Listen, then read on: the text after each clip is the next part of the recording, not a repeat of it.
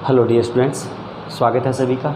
इस क्लास में हम पढ़ते हैं कक्षा 10 के सिलेबस को। और कक्षा 10 में अब हम जो पढ़ रहे हैं वो पढ़ रहे हैं आपका चैप्टर नंबर 4 द्विघात समीकरण। और उसी में भी जो हम कर रहे हैं वो कर रहे हैं 4.3 एक्सरसाइज। इसका आज अपना सेकेंड डे है, यानी दूसरी क्लास है। पहले वाली क्लास में इससे पहले हमने 4.3 के बेसिक को पढ़ा था और एक सवाल भी अपना कंप्लीट किया था।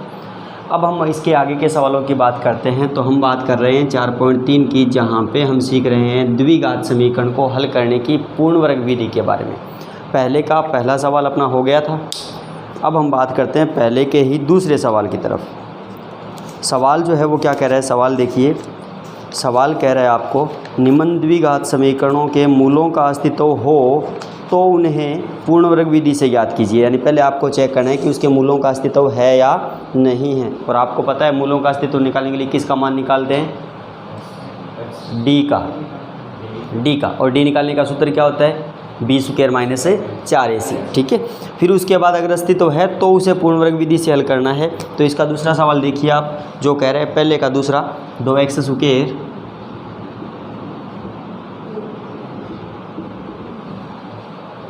प्लस x माइनस 4 बराबर 0। आपको पहले इसके मूलों का अस्तित्व चेक करना है, फिर इसको हल करना है। तो सबसे पहले मूलों का अस्तित्व देखेंगे तो आपको a, b और c का मान चाहिए। तो a का मान कितना है, a होता है x स्क्वायर का गुणांक कितना है 2, b होता है x का गुणांक कितना है 1 और c होता है अचर पद कितना है -4। अब निकालेंगे हम इसमें d का मान। तो d निकालने का जो सूत्र होता है वो होता है b स्क्वायर माइनस 4ac।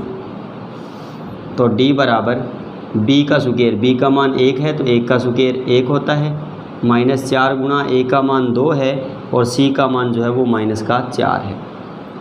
तो d बराबर 1 का स्क्वायर 1 माइनस माइनस प्लस 4 चौके 16, 16 और 2 32, 32 और 1 कितना हो गया 33 हो गया। तो d बराबर मिल गया आपको 33। और ये जो 33 होता है ये 0 से बड़ा होता है या छोटा होता है, बड़ा होता है। यानी d का मान जो है वो बड़ा है किससे, 0 से। और जब d बड़ा हो 0 से तो मूलों का अस्तित्व होता है।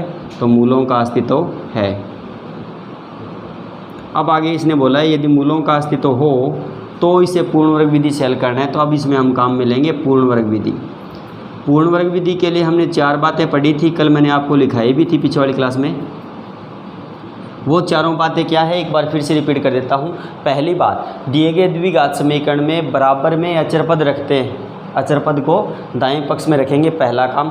दूसरा काम, x स्क्वायर का जो भी गुणांक है उसे 1 में बदलेंगे।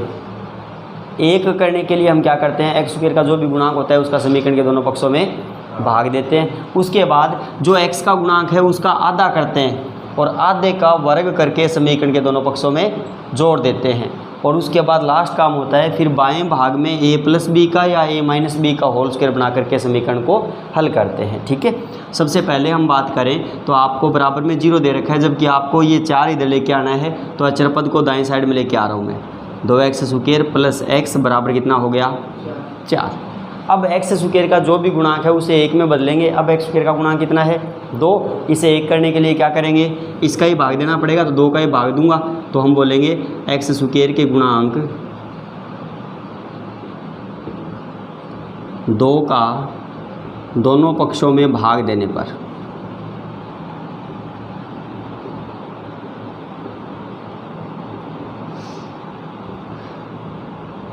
भाग दूं तो 2x स्क्वायर में भी 2 का भाग प्लस x में भी 2 का भाग और बराबर 4 में भी 2 का भाग। यहाँ पर 2 से 2 कट गया, x स्क्वायर बचा, ये x प्लस 2 वैसा का वैसा, और ये भी 4 2 से कट गया तो क्या बचा 2 बचा। अब x स्क्वायर का जो गुणांक है वो कितना हो गया 1 हो गया। x स्क्वायर का गुणांक 1 करने के बाद अपना दूसरा नियम काम करने लग जाता है कि अब हम x के गुणांक को आधा करेंगे और आधे का वर्ग करेंगे। तो x का गुणांक कितना है, अब x का गुणांक, सिर्फ x का गुणांक लेना है, x नहीं लेना। तो गुणांक यहाँ पे कुछ नहीं, तो 1 है तो 1/2 है। इसका आधा करेंगे तो किसी भी संख्या का आधा करने के लिए 1/2 से गुणा करते हैं। तो आधा करेंगे तो कितना आ जाएगा 1/4। 1/2 का आधा करेंगे तो 1/4 आएगा। इसका करेंगे हम वर्ग, वर्ग कितना हो गया 1/16 हो गया। 1 का वर्ग 1 और 4 का वर्ग 16। ये जो 1/16 आया है इसे हम क्या करेंगे दोनों पक्षों में जोड़ देंगे, तो दोनों पक्षों में जोड़ने पर ये लो, तो बाएं भाग में भी जुड़ेगा और दाएं भाग में भी जुड़ेगा, तो एक्स स्क्वायर प्लस एक्स बटा 2 इधर भी जुड़ेगा, कितना वर्ग जो किया था 1/16 और बराबर 2 है, इधर भी जुड़ेगा 1/16। जोड़ने के बाद समीकरण के बाएं भाग में a प्लस बी का होल स्क्वायर या फिर a माइनस बी का होल स्क्वायर बनता है। तो यहाँ पे अब देखो a प्लस बनेगा या a माइनस बनेगा, वो बताता है बीच वाली संख्या का निशान। बीच में निशान किसका है? प्लस का। तो a प्लस बी का होल स्क्वायर बनेगा। और a प्लस बी का होल स्क्वायर बनाते कैसे हैं वो देखो, पहले की स्क्वायर हटाकर लिख दो अकेला x, फिर आपने जो x के गुणांक का आधा किया था वो लिख दो, 1/4 किया था और आपको पता है प्लस बनेगा, तो ये लो प्लस आधा किया था वो 1/4 और पूरे पर लगा दी हमने होल स्क्वायर बराबर। यहाँ पे 2 पद है, लघुत्तम लूँगा, लघुत्तम आ गया 16, 16 दुआ हो गए 32 और प्लस 16 से 16 कट गया 1। क्या बचा भाई? x प्लस 1/4 का होल स्क्वायर बराबर 32 और 1 33 और बटा पड़ा है 16। हमें स्क्वायर हटानी है, स्क्वायर हटाने के लिए हमें क्या करना पड़ेगा? वर्गमूल करना पड़ेगा। तो ये लो दोनों और वर्गमूल करने पर, अब वर्गमूल करूं तो बाएं भाग का भी वर्गमूल और दाएं भाग का भी वर्गमूल। तो बायां तो है x प्लस 1/4 का स्क्वायर, इसका भी वर्गमूल, और दायां जो था वो था 33/16 इसका भी वर्गमूल। ठीक है, यहाँ पर तो स्क्वायर से रूट कट गया, यहाँ पे तो बच गया x प्लस 1/4। ठीक है, और यहाँ पे देखो 33 का पूरा वर्गमूल होता नहीं है, तो 33 तो रूट का रूट में रह गया और 16 का कितना होता है? 4 होता है। और जैसे ही रूट लगता है 2 निशान लगते हैं, प्लस के और माइनस के। अब एक बार 33 रूट 33/4 प्लस का लेंगे और एक बार माइनस का लेंगे और अपने सवाल को हल कर लेंगे। पहले मैं x प्लस 1/4 बराबर रूट 33/4 जो है वो प्लस का ले रहा हूँ। अब ये प्लस का 1/4 है, इधर आएगा तो माइनस का, तो x बराबर क्या हो गया? रूट 33/4 माइनस 1/4, प्लस का था इधर आया तो माइनस का हो गया। क्या मिला? x बराबर लघुत्तम लूँगा, लघुत्तम आ गया 4, 4 से 4 कट गया, रूट 33 बचा और माइनस 4 से 4 कट गया 1 बचा। तो एक मान तो ये मिल गया। अब ये घट नहीं सकता बेटा, क्योंकि ये रूट में और ये बिना रूट के ऐसा कैसा रहेगा। ये तो कब आया? जब आपने रूट 33/4 प्लस का लिया। अब की बार मैं रूट 33/4 जो है वो माइनस का ले रहा हूँ, तो ये प्लस का इधर आएगा तो माइनस का। तो x बराबर माइनस का रूट 33/4 तो पहले से ही पड़ा था, और ये प्लस का ये भी आया तो माइनस का हो गया। तो x बराबर फिर लघुत्तम लेंगे 4, 4 से 4 कटा, माइनस का रूट 33 बचा और 4 से 4 कटा 1 बचा। तो x का दूसरा मान जो है वो कितना आ गया? माइनस रूट 33 माइनस 1/4 और 1 जो है वो रूट 33 माइनस 1/4। प्रोसेसिंग थोड़ा सा समझ लो। 4 नियम आपको याद रखने हैं। पहला काम होता है बराबर में अचर पद रखना, दूसरा काम होता है x स्क्वायर के गुणांक को 1 करना, और तीसरा काम जो है वो क्या करना होता है? x के गुणांक का आधा, आधे का वर्ग, और जो वर्ग आए उसे दोनों पक्षों में जोड़ देना। जोड़ने के बाद समीकरण के बाएं भाग में, सिर्फ बाएं भाग में a प्लस बी का या a माइनस बी का होल स्क्वायर बना करके सवाल को हल कर लेते हैं। ठीक है, अब आगे इसने एक तीसरा सवाल रूट में दिया है, तो वो तीसरा और देख लेते हैं, चौथा आप अपने आप ट्राई कर लोगे।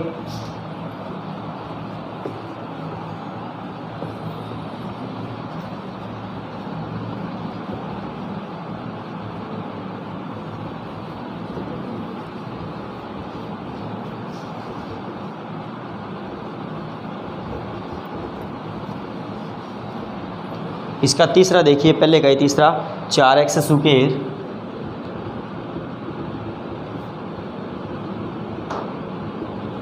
प्लस 4 अंडर 3x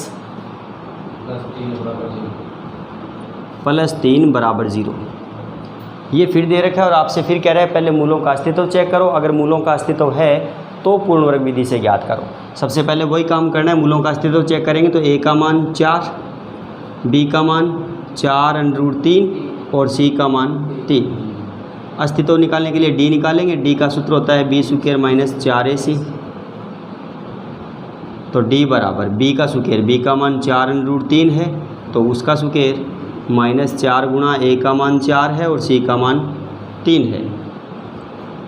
d बराबर 4 का स्क्वायर 16 हो गया, अंडर 3 का स्क्वायर करूँगा तो 3 हो गया, स्क्वायर से रूट कट गया, माइनस 4 4 16, 16 3 48।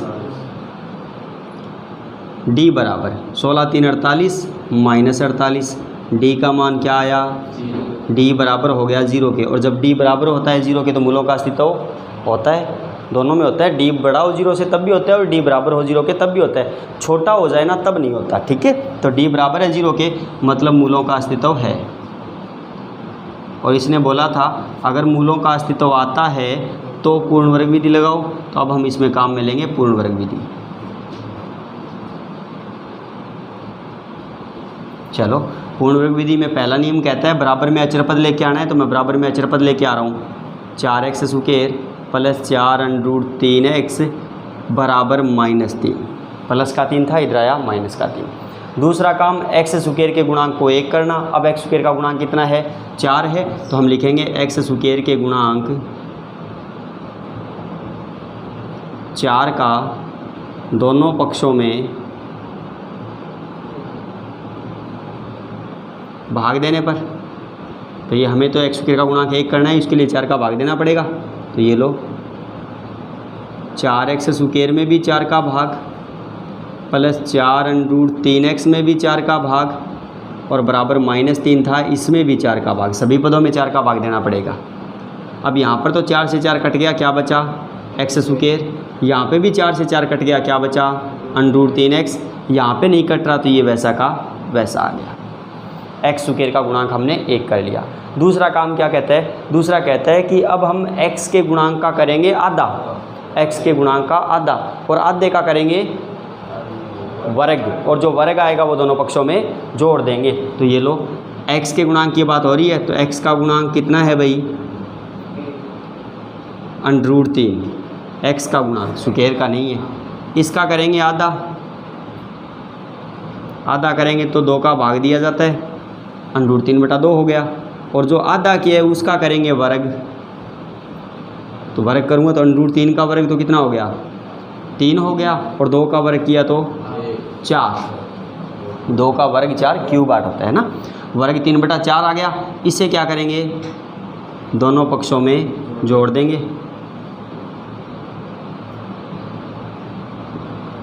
ये लो, तो बाएं भाग में भी जुड़ेगा और दाएं भाग में भी जुड़ेगा, तो x स्क्वायर प्लस √3x इधर भी जुड़ेगा, कितना 3/4 बराबर -3/4 था, इधर भी जुड़ेगा कितना 3/4, बाएं में भी जोड़ दिया और दाएं में भी जोड़ दिया। जोड़ने के बाद बाएं भाग में या तो a + b का होल स्क्वायर या a - b का होल स्क्वायर बनता है, तो बीच में निशान किसका है प्लस का, तो a + b का होल स्क्वायर बनेगा। और a + b का होल स्क्वायर बनाएंगे कैसे, पहले की स्क्वायर हटा कर लिख दो और फिर प्लस बनेगा तो प्लस का निशान, फिर x के गुणांक का जो आधा किया था वो लिखा जाएगा, तो x के गुणांक का आधा कितना था √3/2 था, वो लिखा जाएगा, पूरे पर होल स्क्वायर लगा दी बराबर। यहाँ पे इसे सरल करें तो ये 3/4 प्लस का है और ये माइनस का है, कट गए, क्या बचा 0।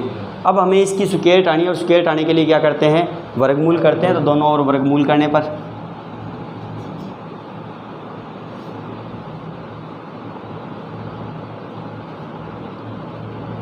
दोनों ओर जब वर्गमूल लिया तो उस साइड में था x प्लस √3/2 का स्क्वायर, इसका भी वर्गमूल, और इस साइड में था 0 का भी वर्गमूल।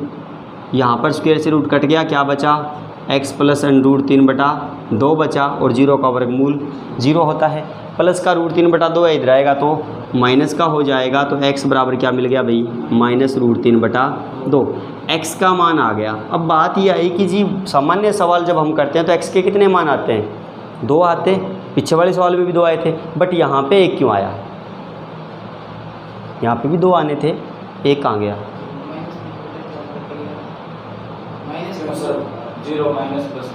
0 माइनस प्लस माइनस होता है, कोई फर्क नहीं पड़ता, ये तो कोई रीजन नहीं हुआ। रीजन तो एक और है जो मैंने आपको कल की क्लास में बताया था, शायद आपको याद हो, जब हम मूलों का अस्तित्व चेक करें या मूल कैसे होते थे, तो उस समय मैंने आपको 3 कंडीशन लिखाई थी। पहली d बड़ा हो 0 से, दूसरी d बराबर हो 0 के, तीसरी d छोटा हो 0 के। जब हमने ये लिखी थी तो अब हमने बोला था मूल जो है वो वास्तविक होंगे व अलग अलग होंगे, ये लिखी थी तो हमने बोला था मूल वास्तविक होंगे और बराबर होंगे, और ये लिखा था तो तब हमने बोला था मूल काल्पनिक होंगे। और अब आप देखो तो इसमें कंडीशन कौन सी लगी, इस सवाल में बीच वाली लगी। और ये बीच वाली क्या कहती है, मूल जो है वो वास्तविक होंगे और बराबर होंगे। बराबर मतलब एक जैसे होंगे, एक मान जितना है दूसरा भी उतना ही होगा, इसलिए एक ही मान आता है। तो x का मान एक आया -√3/2। एक मान ये है तो दूसरा भी क्या होगा, यही होगा -√3/2। इसलिए एक मान आने का कारण ये है, कोई और नहीं है, क्योंकि d का मान क्या आ रहा था, बराबर 0 क्या आ रहा था। ठीक है, चौथा इसका कर लोगे आराम, सिंपल सा है, सेम ही सवाल है, ऑलमोस्ट दूसरे जैसा ही है। दूसरे में -4 था, इसमें +4 है। ठीक है, अब आगे आता है दूसरा सवाल। उपयुक्त प्रश्न 1 में दिए गए द्विघात समीकरणों को द्विघाती सूत्र का उपयोग करके हल कीजिए। यानी जो 1 नंबर में हमने अभी सवाल किए हैं वो तो किस विधि से किए हैं, पूर्ण वर्ग विधि से किए हैं। अब ये कह रहे हैं उन्हीं सवालों को आपको द्विघाती सूत्र का उपयोग करके करना है, द्विघाती सूत्र। अब ये द्विघाती सूत्र क्या होता है भाई, इसको समझ लेते हैं थोड़ा सा। जब हमने द्विघात समीकरण को हल करने की विधियां पढ़ी थी तो बेटा मैंने आपको मिश्रित द्विघात समीकरण को हल करने की 3 विधियां बताई थी। एक तो थी गुणनखंड विधि, एक थी पूर्ण वर्ग विधि, और तीसरी में हमने नाम लिखा था द्विघाती या श्रीधराचार्य सूत्र, लिखा था द्विघाती या श्रीधराचार्य सूत्र। अब वो उसी की बात कर रहा है, द्विघाती सूत्र या श्रीधराचार्य सूत्र की। तो सबसे पहले वो देख लेते हैं वो क्या होता है और उसके बाद हम इसके सवालों को देखेंगे। इसका नाम द्विघाती भी होता है और इसे श्रीधराचार्य भी बोलते हैं।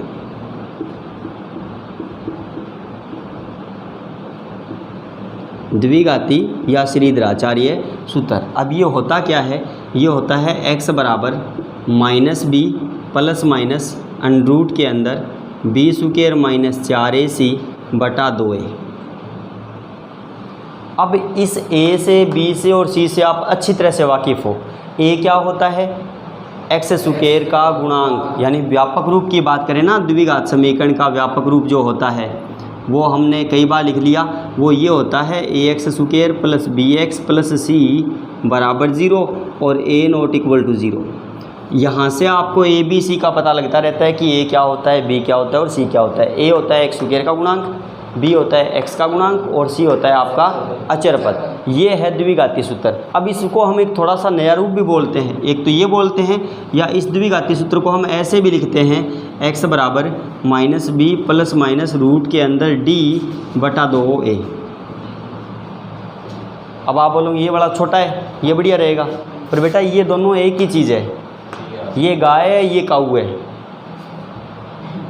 बात तो एक ही है। तो बात एक ही है, क्योंकि हमने यहाँ पे क्या लिख दिया, d लिख दिया। और आपको शायद पता हो तो d निकालने का सूत्र क्या होता है, b² - 4ac। हमने d किसकी जगह लिखा, b² - 4ac बराबर होता है d के ऊपर √ पड़ा है तो इसमें भी क्या लगा दिया, √ लगा दिया। तो दोनों का मतलब सेम ही है, सोचने की कोई ज़रूरत नहीं है। तो इसे हम ऐसे भी बोलते हैं और ऐसे भी बोलते हैं। अब बात ये कि ऐसे क्यों बोलते हैं, तो कई बार हमसे ये बोल देता है कि मूलों का अस्तित्व है तो ज्ञात कीजिए, तब हमें d का मान निकालना पड़ता है। और d का मान निकालने के बाद हमें फिर ये मान नहीं निकालना पड़ता, हम सीधा d का मान निकाला होता है ना, वो मान यहाँ पे सीधा पुट कर देते हैं। इसलिए हम इस सूत्र का उपयोग कई बार कर लेते हैं। ठीक है, इस सवाल से या इस सूत्र से हम द्विघात समीकरणों को हल करना सीखेंगे अब की क्लास में। चलिए दूसरा सवाल कह रहा है, प्रश्न 1 में दी गई समस्याओं को या द्विघात समीकरणों को द्विघाती सूत्र से हल कीजिए। यानी सवाल वही होंगे, मेथड चेंज हो गया। उसमें पूर्ण वर्ग विधि थी, अब इसमें द्विघाती सूत्र विधि का उपयोग करना है। तो बोलो बेटा दूसरे के लिए पहला सवाल बोलो। दूसरे का सवाल पहला वही है जो पहले का था, 2x² - 7x प्लस 3 बराबर 0। समीकरण वही है लेकिन विधि बदल दी इसने, है ना। पहले वाले में तो हम पूर्ण वर्ग विधि कर रहे थे, इसमें द्विघाती सूत्र का उपयोग करके करना है। अब द्विघाती सूत्र लगाएं तो द्विघाती सूत्र में सबसे पहले a b c के मान चाहिए। तो a का मान 2 है, b का मान -7 है और c का मान 3 है। ठीक है, सूत्र लगा रहा हूँ, x बराबर -b plus minus √ b² - 4ac बटा 2a। x बराबर माइनस का ये सूत्र वाला निशान, फिर b का मान -7, दो निशान पास पास नहीं आते तो ब्रैकेट लगा दिया, प्लस माइनस का निशान √ के अंदर b का स्क्वायर, b का मान -7 था तो उसका स्क्वायर, माइनस का निशान 4 गुणा a का मान 2 और c का मान 3 और पूरे के बटा 2 गुणा a का मान 2। सारे समझ में आए? मान कैसे बिठाया, b की जगह b का मान, a की जगह a का मान 2 था और c का मान 3 था, बटा 2 गुणा a का मान 2 था। सरल कर रहा हूँ, x नहीं अभी नहीं काट सकते, सरल करने के बाद कटेगा तो काटेंगे।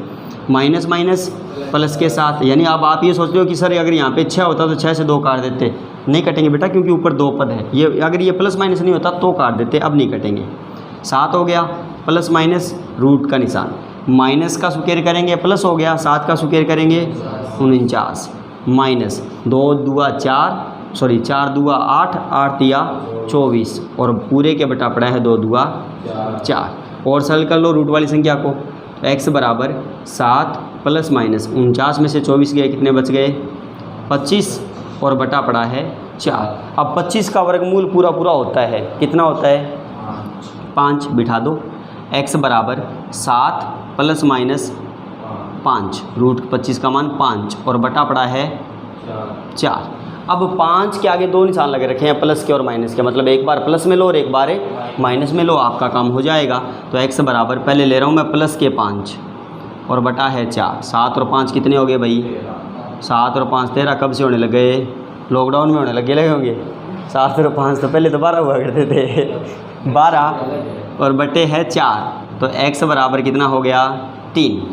दूसरी बार ये 5 माइनस का लूँगा तो x बराबर 7 माइनस 5 बटा 4, तो x बराबर 7 में से 5 गए 2 बचे और बटा पड़ा है 4, तो x बराबर कट गया 2 1 कम 2, 2 दूआ 4, तो x के 2 मान फिर मिल गए आपको, 1 बटा 2 और 3। ये है द्विघाती सूत्र।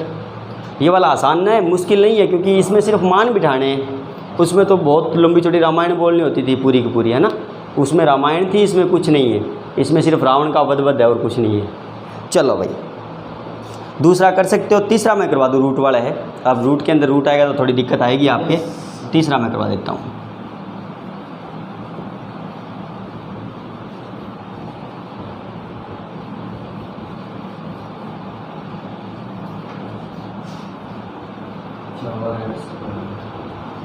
बोलो अभी दूसरे का ही तीसरा बोल दो।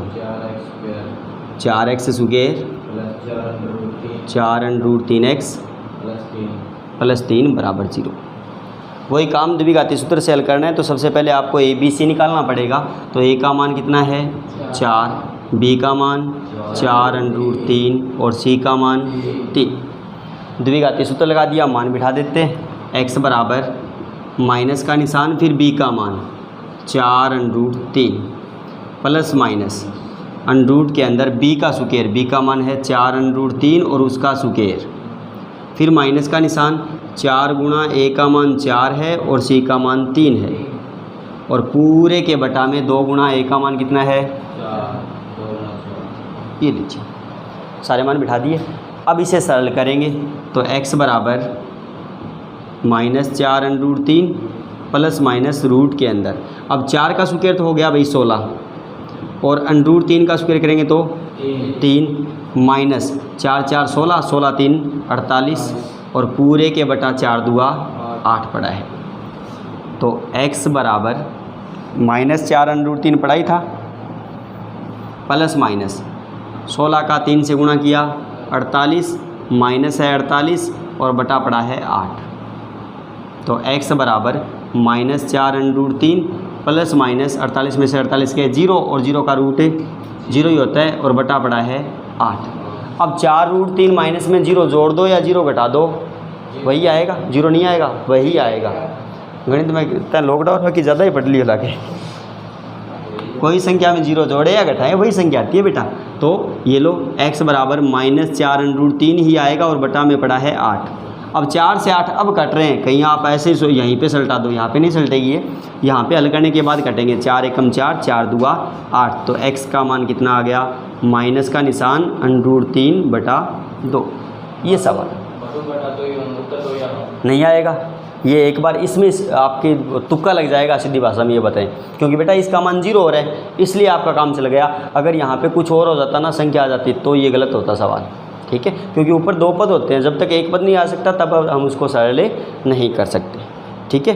तो ये थे आपके सवाल 4.1 का पहला और दूसरा, जहाँ पे हमने पढ़ा द्विघात समीकरणों को हल करने की पूर्ण वर्ग विधि और द्विघाती सूत्र विधि को। आशा करूँगा आज की वीडियो पसंद आई होगी। अगर वीडियो पसंद आए तो प्लीज़ वीडियो को लाइक ज़रूर करें।